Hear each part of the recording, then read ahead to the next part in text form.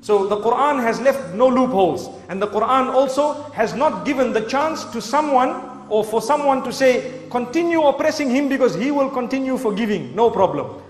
Do you know there is a story where there were three very pious people in the masjid, and there was one youngster. So the youngster was told, you know, those people are very pious.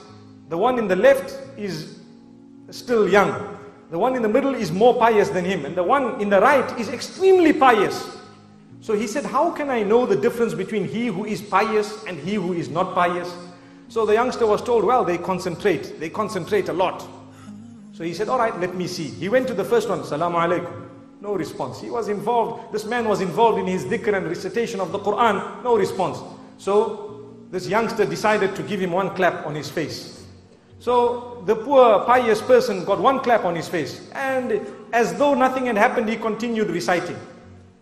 Now the man says, yes, truly these people are pious. And the sign of it is that they don't even notice what goes on around them. Let me go and see the one who's more pious than him. So he moved slightly to the right, and he greeted again, no response. He gave this man one solid clap. The man got up and says, is your hand okay, brother?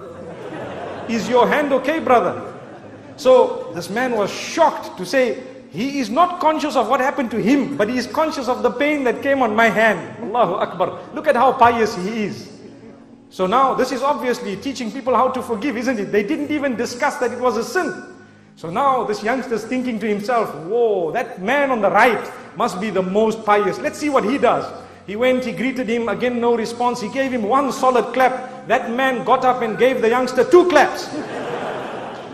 So the youngster says, but I thought you were the most pious. He says, someone somewhere needs to stop you clapping people.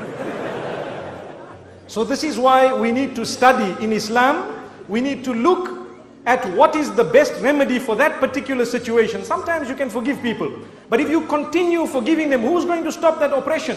This is why the hadith says that if you do not stop an oppressor from oppressing others, then chaos will overtake the whole community, and then you will make dua to Allah subhanahu wa ta'ala and He won't respond, because you will be collectively guilty of having allowed an oppressor to keep on oppressing or keeping on oppressing the rest of the people. So it's important that we balance it as we have been taught. May Allah subhanahu wa ta'ala grant that to us.